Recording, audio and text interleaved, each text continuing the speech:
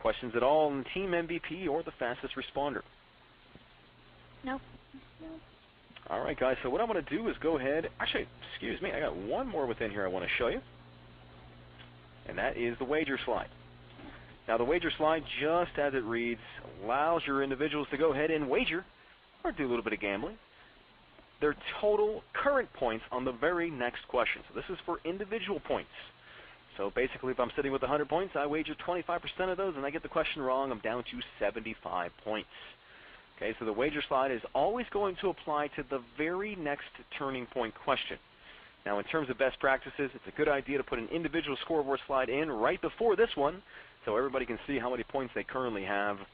Then show this slide, bring up the question, and then it's not a bad idea after the question to put in another individual scoreboard so everyone can see how many points they've gained and or lost. Questions at all on the wager slide? All right, now I do want to go ahead and recap setting up competitions if you're using a participant list, and then we're going to jump over if you're not using a list. So if you're using a participant list, make sure when you get to that group step that you are making sure that you check mark those boxes. Can't emphasize that enough, because if you're not check marking the boxes, you're not using those groups for competitions. You're actually using those to track demographic information. After you do this, when you're building your presentation, you're just going to make sure that you have question slides in there and you set correct answer choices. This is very, very important that you set the correct answer choices, because if you don't, then there's no points to be gained. Now afterwards, we're going to come up here to the Insert Slide tab, and we're just going to decide where and when within the presentation we want to show those students both the team score and the individual score, and we're going to build these scoreboard slides in whenever we want to. It's up to us. Okay, if we want to show it after every single slide, we do that, or just one time to show a final score, it's up to you.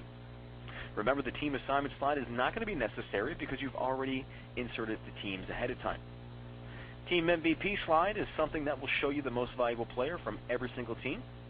Fastest responder, not a scoreboard, but it will show us who's the fastest responder to the previous turning point question.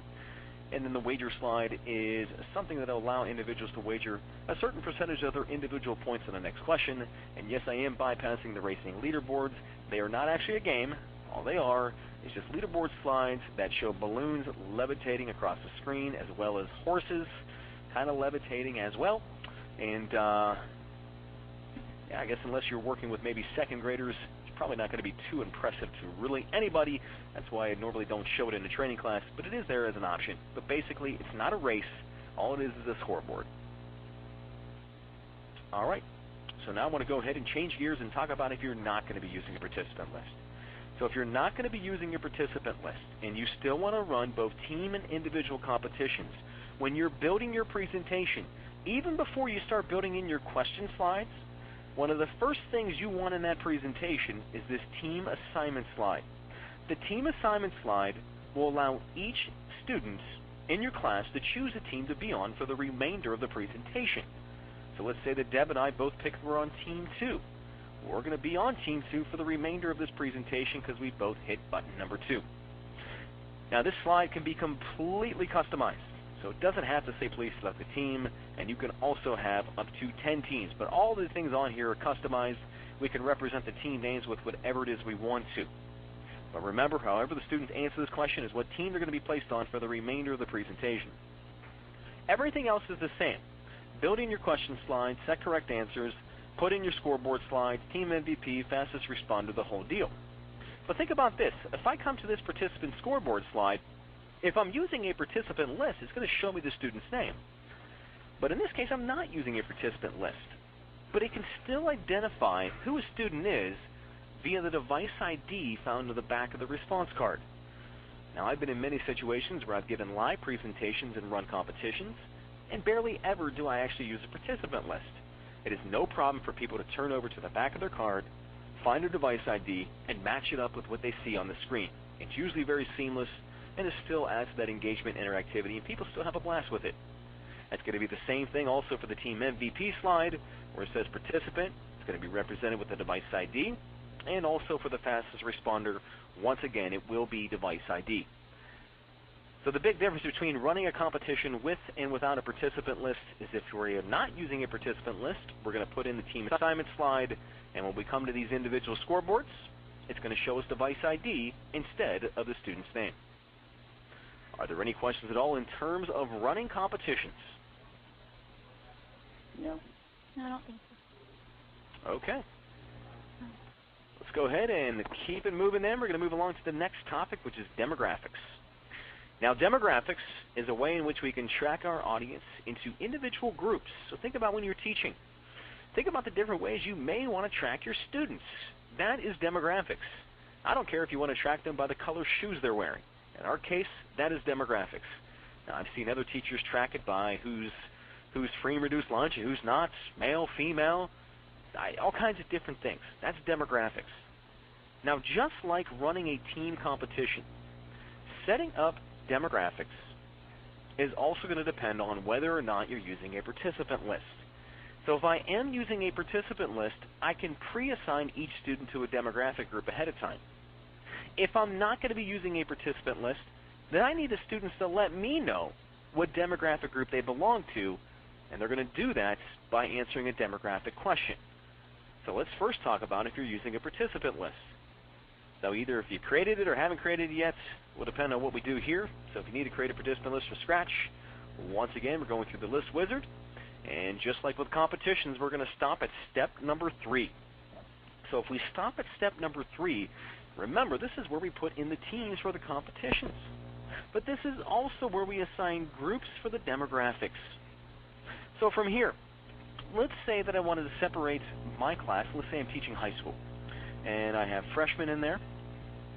And I also have sophomores. So I have my 2 groups. Now remember, I have text down here which reads, check the groups that you wish to be included in the team competition. Well, guess what? I'm never interested in seeing freshman and sophomore ever appear in a scoreboard slide. Therefore, I never ever want to check mark these boxes. I'm going to keep these unchecked, which informs the software that I'm only using freshmen and sophomores to track demographical information. Now, I could also come in here and put in my team names too. If I want a blue team, a red team, and a green team, I can put those in, and of course I'm going to check mark these boxes. So now the software knows that freshmen and sophomore are being used for demographic groups, and blue, red, and green are being used for team competitions. It's the same thing when we get to the final step. So my first student, maybe they're a freshman, and if I ever run a competition, perhaps they're on the blue team. So I'm going to check mark those boxes. Press done, and now the information is going to be saved. Any questions in terms of assigning demographics within the participant list? No. Also keep this in mind, if you've already created your participant list and you need to edit it, go ahead and select the list that you want to edit. Click the Edit tab, and just like with the teams, we're going to add field/groups, and we are going to add a group. Okay, so if I wanted my freshmen, and my sophomores, I'm not going to check mark the boxes. I'm going to click Finish, and there's my 2 groups right here. Same thing. Do not check mark the boxes. Now, the big advantage of using a participant list and tracking demographics from within it is that technically the students never have to know that they're being tracked in those different groups. But the great thing about tracking demographics, and the whole point of it, is when your presentations are done, you can go ahead and generate demographic reports. The demographic reports will show you how your different groups answered every single question in the presentation. Now, obviously, I'm not using a participant list right now. And so since I'm not using a participant list, I need to go ahead and insert what's called a demographic question. I need to let the students tell me which group they belong to. Now, to insert a demographic question, I'm going to go to my Insert Slide tab, and notice how I'm just clicking on a vertical slide. There's nothing demographic about this yet. Make sure that I go ahead and type out the question in the format I want to group them by.